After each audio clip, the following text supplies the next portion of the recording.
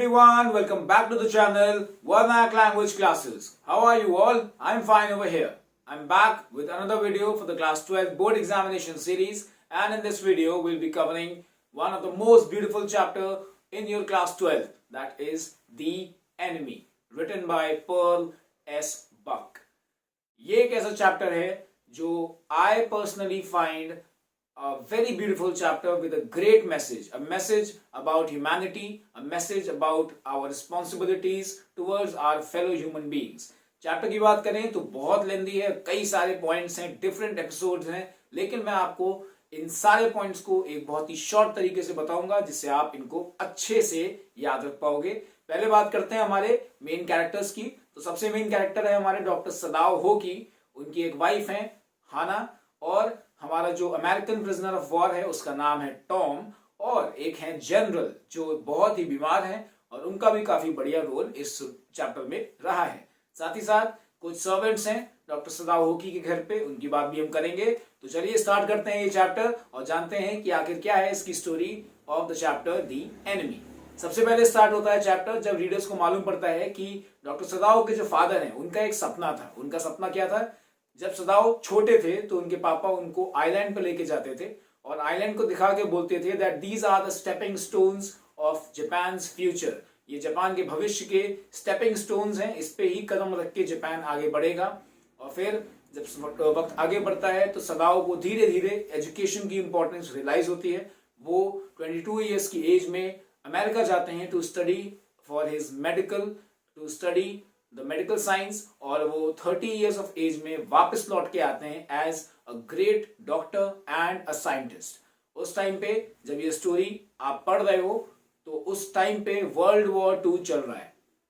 Japan and America are enemies, और इन दोनों के बीच में एक वॉर चल रहा है. और उस टाइम पे सभी डॉक्टर्स को वॉर फ्रंट पे भेजा जाता था to help the soldiers in treating them. लेकिन डॉक्टर सदाओ होकी क्योंकि एक जनरल का इलाज कर रहे थे, वो जनरल जो बहुत बीमार थे, इसीलिए उनको घर पे रहने की परमिशन मिल गई थी. एक शाम डॉक्टर सदाओ अपनी वाइफ हाना के साथ में घर पे होते हैं. रही बात हाना और सदाओ के मिलने की, तो ये लोग मिले थे अमेरिका में. बड़ी प्यारी लव स्टोरी है इनकी जो चैप्टर में दिखाई गई है. ये लोग प्रोफेसर हार्ले के घर पे मिले थे एक पार्टी में, और वहां पे दोनों में बातचीत हुई. वहां पे अमेरिका में ही प्यार हुआ, वहीं पे इकरार हुआ, और उसके बाद में ये लोग काफी टाइम से साथ में रहे. लेकिन सदाओ को एक बात का डर था कि शायद से उनके फादर एक्सेप्ट ना करें हाना को. क्यों? क्योंकि उनके फादर ट्रेडिशनल थे, वो अपने ट्रेडिशन से बिल्कुल अलग जाना नहीं चाहते थे, इसीलिए वो बहुत डर रहे थे. But Hana was a Japanese and his father had no problem, और फिर इनकी शादी हो गई and they were happily married ever after. तो एक शाम हाना और सदाओ साथ में अपनी घर की रेलिंग पे यूं ही लीन करके खड़े हुए हैं, बातें कर रहे हैं, टाइम स्पेंड कर रहे हैं, और तभी उन्हें एकदम से एक शॉक लगता है. उनको समुद्र के किनारे पे एक आदमी अपने घुटनों पे क्रॉल करता हुआ आता हुआ दिख रहा है. उनको लगता है कि ये कोई फिशरमैन है. वो भाग के जाते हैं, वहां जाके देखते हैं तो उस आदमी को बहुत ज्यादा चोट लगी है, एक बहुत ही ओपन वुंड है उसके बॉडी पे, और वाइट मैन है वो. और जब वो उसकी यूनिफॉर्म पे वो इंसिग्निया देखते हैं जिसपे लिखा हुआ है यूएस नेवी, तब मानो जैसे वो बिल्कुल एक जगह पे रुक जाते हैं, वो डर जाते हैं. क्यों? बिकॉज वो था एक प्रिजनर ऑफ वॉर जो अमेरिकन था, अमेरिकन नेवी का. वो जापान के टेरिटरी में था, that means he was an enemy. अब सदाओ और हाना के सामने एक बहुत बड़ा क्वेश्चन आता है कि अब हम क्या करें. बीइंग अ डॉक्टर सदाओ होकी का ये रिस्पॉन्स फर्ज था कि वो उस इंसान को ट्रीट करें, और बीइंग अ पेट्रियोटिक जापानीज उनका ये भी फर्ज था कि वो उस इंसान को हैंड ओवर करें टू दी अथॉरिटीज ताकि वो अपना आगे का काम कर सकें. लेकिन उस टाइम सदाओ ने अपने सेंसेस को यूज किया, अपने बुद्धि को यूज किया, and he decided to take the prisoner of war in. उन्होंने उसको अपने घर पे लेके गए, वो वहां पे उसका ट्रीटमेंट स्टार्ट किया. ऑल्दो हाना बहुत डरी हुई थी, वो बिल्कुल भी तैयार नहीं थी इन सब के लिए. उसको लग रहा था कि ये बहुत रिस्की है, उसकी फैमिली खतरे में आ जाएगी, जो बात सही भी थी. बट सदाओ ने अपना काम किया बहुत ही अच्छे से. अब इन सब के बाद में क्या होता है कि जो सर्वेंट्स हैं वो इस चीज के बहुत अगेंस्ट हैं. जो गार्डनर है वो तो चाहता है कि अमेरिकन मर जाए ताकि उसका रिवेंज पूरा हो. जो कुक है उसको बड़ा गर्व है कि यार मेरे बनाए हुए खाने से ये ठीक हो रहा है और ये मेरे दिए हुए खाने पे पल रहा है. बाकी जो भी सर्वेंट्स हैं सभी को बहुत ऑब्जेक्शन है इस बात से। इतने ऑब्जेक्शन है कि वो लोग ये तक बोल देते हैं कि ये सदाओ और हाना इतने साल जो अमेरिका में रहे हैं ना, ये लोग अपने देश के लिए सारा प्यार भूल चुके हैं और ये लोग कहीं ना कहीं अमेरिकन ही बन के रह गए हैं। इतने बड़े बड़े एलिगेशन उन पर लगाए जाते हैं। स्टिल सदाओ होकी अपना पूरा काम ईमानदारी से करते हैं। हालांकि उनके अंदर गुस्सा होता है बट वो अपना काम ईमानदारी से कर रहे होते हैं। हाना ऑन दी अदर हैंड एक बहुत ही सपोर्टिव वाइफ है, बहुत लविंग वाइफ है। वो अपने हस्बैंड को पूरा सपोर्ट करती है और वो बहुत ही अच्छी इंसान भी है। वो उस अमेरिकन सोल्जर को वॉश करती है, उसको उसके लिए खाना प्रिपेयर करती है। जब जो कुक होता है वो खाना बनाने से मना कर देता है, उसके सारे काम करती है, उसका ध्यान रखती है, ऑपरेशन में हेल्प करती है सदाओ होकी की, और एनेस्थीसिया प्रोवाइड करती है उस अमेरिकन सोल्जर को। हालांकि एनेस्थीसिया से उसके ऊपर भी असर हो रहा था, उसको भी चक्कर आ रहे थे, उसको भी बेहोशी हो रही थी। स्टिल वो पूरा काम कंटिन्यू करती है बिना रुके बिना थके। तो ये हो गया स्टोरी का एक पार्ट। जब उनका ट्रीटमेंट चल रहा है, धीरे धीरे दिन बीतते जाते हैं, अमेरिकन सोल्जर धीरे धीरे रिकवर होता है और सदाओ को यही लग रहा होता है कि मैं क्या करूं, अब मैं फंस चुका हूं, ना तो मैं इसको भेज सकता हूं ऐसे और ना ही मैं इसको हैंड ओवर कर सकता हूं, क्योंकि हाना और सदाओ दोनों को ही पता था कि अगर जनरल टकीमा के पास में हमने इसको हैंड ओवर किया तो वो इतना मर्सीलेस आदमी है, वो अपनी वाइफ को इतना मारता है, तो वो इस आदमी के साथ में क्या ही करेगा, वो इसको जिंदा नहीं छोड़ेगा। जिंदा भले ही छोड़ दे लेकिन जिंदा रहने लायक नहीं छोड़ेगा, और इस डर से वो लोग हैंड ओवर करना नहीं चाहते हैं। लेकिन जब बहुत टाइम बीत जाता है तो सदाओ होकी सोचते हैं कि मैं जनरल को बता देता हूं कि मेरे घर पे ऐसे ऐसे एक अमेरिकन सोल्जर है, क्योंकि अगर बताने से पहले पता चल गया तो मैं बहुत बड़ी प्रॉब्लम में आ जाऊंगा। तो जब वो बताते हैं जनरल को, तो जनरल इतना सेल्फिश है, जनरल इतना मतलबी इंसान है, वो सुनता है पूरी बात और बोलता है कि देखो तुम कुछ मत करो, तुम्हारे अगेंस्ट कोई एक्शन नहीं होगा, तुम बस डोर खुला छोड़ देना रात को और मैं अपने 2 प्राइवेट असासिन्स भेजूंगा।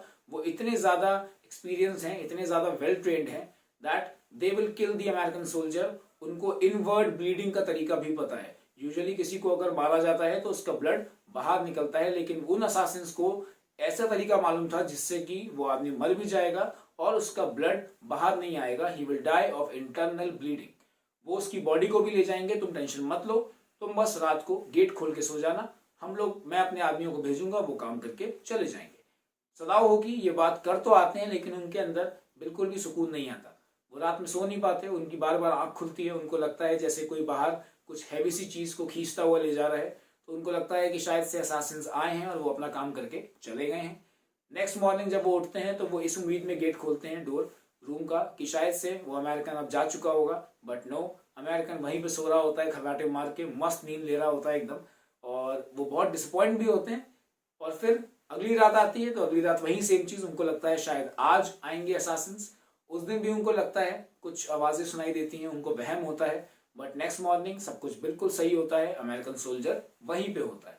फिर सदाओ होकी को लगता है कि शायद से जनरल भूल गए हैं, वो याद नहीं रख पाए हैं और इसीलिए शायद से असासिन्स नहीं आए हैं। फिर जब उनकी अगली मीटिंग होती है जनरल से, तो जनरल को वो बोलते हैं कि आई वंडर व्हाट हैपेंड, मतलब मैं सोच रहा हूँ कि क्या हुआ।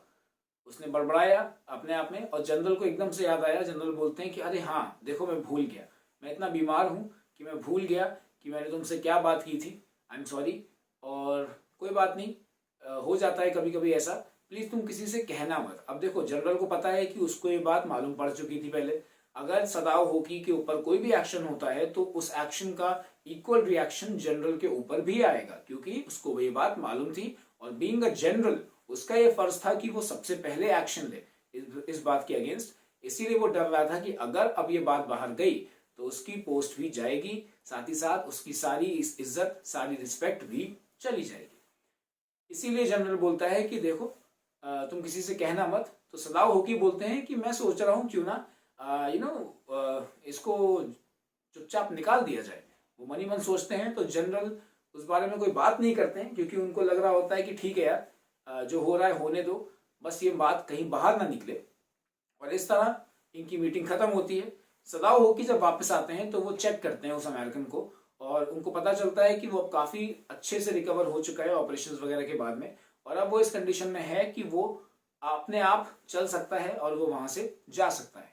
सदाओ होकी आपस खुद में सोचते हैं कि यार अब इसको मैं जाने देता हूँ, इसको मैं सही सलामत एस्केप करवा देता हूँ ताकि ये सही सलामत अपने घर पहुंच सके, अपने देश जा सके।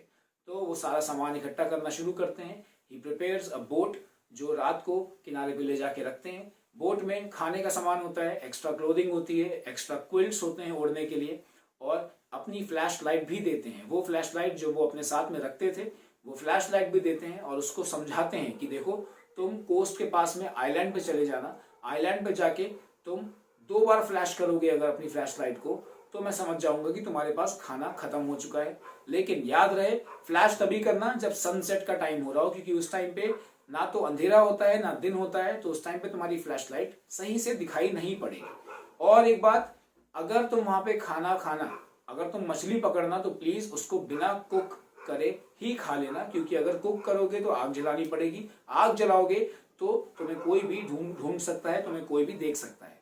और रही बात एस्केप करने की, तो जब तक कोई कोरियन फिशिंग बोट ना आए तब तक उस बोट में मत बैठना प्लीज, वहीं, वरना कोई जापानीज बोट आ जाएगी, तुम्हें पकड़ के ले जाएगी और तुम्हें फिर कोई बचा नहीं पाएगा। वो इतना सब करने के अलावा यहां तक भी करते हैं कि उस अमेरिकन के जो हेयर थे, जो बाल थे, वो ब्लॉन्ड थे। ब्लॉन्ड माने गोल्डन एंड ब्राउन का एक मिक्सचर होता है, आजकल बहुत कॉमन है, इंडिया में लोग बहुत कराते हैं, हाईलाइट करवाते हैं अपने बालों को। वही चीज होती है अमेरिकन के, वो नेचुरली वो उनका कलर होता है हेयर का। तो वो कहते हैं कि एक ब्लैक क्लोथ उन्होंने लाके बांध दिया था उसके सर पे, ताकि उसके बालों का कलर कोई देख ना पाए। यहाँ तक कि उसका आउटफिट भी चेंज कर दिया था, एक जापानीज आउटफिट उसको पहना दिया था, सो दैट उसको कोई रिकॉग्नाइज ना कर पाए। इतना सब होने के बाद में जब रात होती है तो वो अमेरिकन शोर तक जाता है, सदाओ होकी उसको जाते हुए देखते हैं कि वो अपनी बोट को कैसे आगे लेके बढ़ता है। वो उसको जाते हुए देखते हैं और तब उनको याद आते हैं वो सभी चेहरे जो अमेरिका में उन्होंने देखे, वो सभी मेमोरीज, जो एक्सपीरियंस उनको अमेरिका में हुए। वो याद करते हैं कैसे प्रोफेसर हार्वे और उनकी वाइफ उन सभी बच्चों को इनवाइट किया करती थी अपने घर पे। वो याद करते हैं अपने उन प्रोफेसर को जो उनको एनाटॉमी पढ़ाया करते थे, वो कितने अच्छे थे। वो ये भी याद करते हैं कि उनकी एक मोटी सी लैंड लेडी थी, मकान मालिकिन, जो बहुत बुरी थी, जो उनको बहुत बुरी लगती थी। वो मकान मालिकिन उनको एक रूम में रहने देती थी, बट उनसे बहुत गलत तरीके से बात करती थी, बहुत खड़ूस थी। हालांकि जब ये बीमार होते थे तो वो ध्यान भी रखती थी, लेकिन इतना सब होने के बाद भी कभी भी उसके लिए इनके मन में थैंकफुलनेस या ग्रेटफुलनेस का फील कभी नहीं आ पाया। वो हमेशा उसको एक बुरी लेडी ही समझते थे। और वो कहते हैं कि अमेरिका में आउटसाइडर्स के लिए, फॉरेनर्स के लिए रहना बहुत मुश्किल है, सर्वाइव करना बहुत मुश्किल है। और वहाँ पे it's not easy to survive, it's not easy to make a life of your own. और वो अंत में सोचते हैं कि यार, मैंने इतना सब कुछ सहा है अमेरिका में, मैं अमेरिकन को बहुत बुरा समझता हूँ, मैं बहुत डिस्गस्टिंग समझता हूँ उनको, लेकिन फिर क्यों आखिर मैंने इस अमेरिकन को, इस एनिमी को यूं ही जाने दिया? मैं क्यों इसे मार नहीं पाया? हालांकि मेरे पास में सारे मौके थे, सारे अपॉर्चुनिटीज थी, फिर भी मैं इसको क्यों नहीं मार पाया? उनको नहीं पता, he doesn't have an answer. और उस पॉइंट पे चैप्टर का एंड होता है। अमेरिकन के जाने के बाद में जो इनकी फैमिली थी वो वापस से नॉर्मल हो जाती है, सर्वेंट्स वापस आ जाते हैं, घर की पूरी सफाई हो जाती है अच्छे से, and everything comes back to normal. And that is how the chapter enemy comes to an end. A beautiful chapter, a beautiful message that humanity is above all. इंसानियत हर एक चीज से ऊपर है, चाहे वो जंग हो, चाहे वो देशभक्ति हो, चाहे वो कुछ भी हो, लेकिन इंसानियत इन सबसे ऊपर है। कोई फर्क नहीं पड़ता कौन सा इंसान कौन से देश से है, वो क्या कर रहा है। आपको अपनी ह्यूमैनिटी, अपनी ह्यूमैनिटेरियन सर्विसेज हमेशा लोगों को देनी चाहिए, हमेशा तत्पर रहना चाहिए अपनी सर्विसेज में, भले ही सामने वाला कोई भी हो। And that's it for the chapter. I hope you like the story, I hope you love the story pretty much. And इस चैप्टर के जो हमारे इंपॉर्टेंट एक्सट्रैक्ट्स हैं वो मैं अगले वीडियो में आपके लिए लेके आऊंगा, तो प्लीज जुड़े रहना इस चैनल से। और अगर आप इस चैनल पे नए हो तो प्लीज सब्सक्राइब करना मत भूलना यार। नीचे एक बटन है, उसको दबा देना, ताकि आपको ढेर सारे वीडियोस 12th के मिलते रहें, और 12th के अलावा और भी कई सारे स्पोकन इंग्लिश के वीडियोस आपको मिलते रहेंगे। Till then please take care and bye bye.